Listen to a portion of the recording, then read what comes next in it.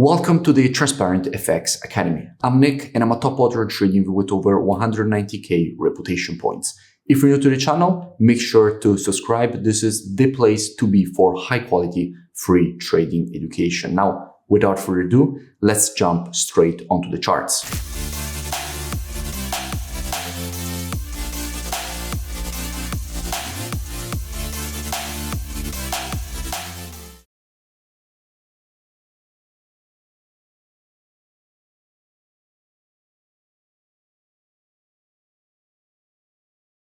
In this video, I will be speaking about GBPUSD. Now, as usual, to keep the video as educational as possible, first I will be covering the technical aspect for this market. Then we will be moving to the order flow by looking at the commitment of traders, so the COT data, so essentially what hedge funds and the big players in the market are doing and how they are moving their orders.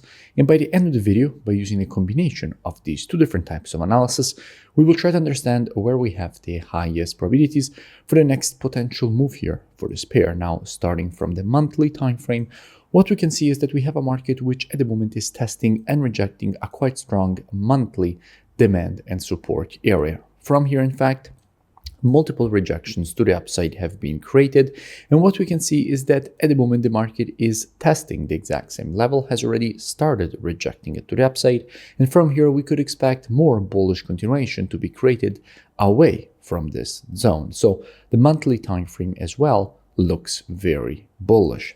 Dropping down on the weekly time frame, what do we see? Now, from a weekly perspective, what we can notice is that we just had a perfect shift from a weekly bearish market with bearish structure to now a bullish market with bullish structure. In fact, what we were having here was the creation of lower lows and lower highs. Then we had this horizontal accumulation phase, and now the market shifted to creating higher highs and higher lows. In a situation like this, more bullish price action could be created away from this area, creating new weekly higher highs and higher lows. So essentially continuing this uptrend that the market has currently established from a weekly perspective. Now, dropping down on the daily time frame, what do we see?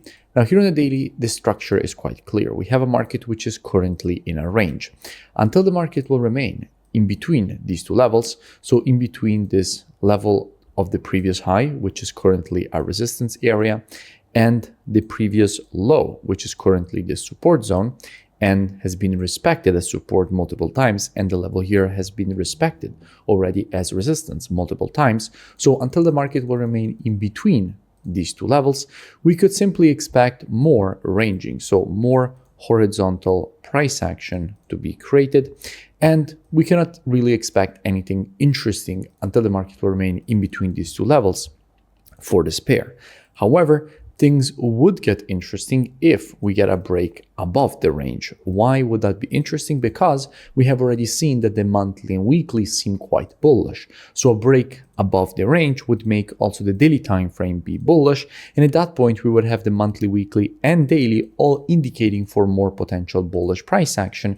And at that point it means that after a break on the retest of the previous resistance turn support, inside of this area we would have good probabilities of seeing more institutional longing, which at that point would further increase the probabilities of a potential move higher away from that zone. In fact, if we go and see what we have when it comes to the commitment of traders, so the COT data, so essentially what hedge funds and the big players in the market are doing and how they're moving their orders, and we check the data precisely for the pound, we can see how with the last reports we went from having minus 27.7k net positions all the way up to having plus 31.4k net positions. So essentially, we went from having a negative net positioning with more shorts than longs. We had in fact 80,000k shorts compared to only 52k longs, all the way up to having 31.4k net positions, so a positive net positioning with more longs than shorts, so the complete opposite situation. So essentially, institutions on the pound have decreased their shorts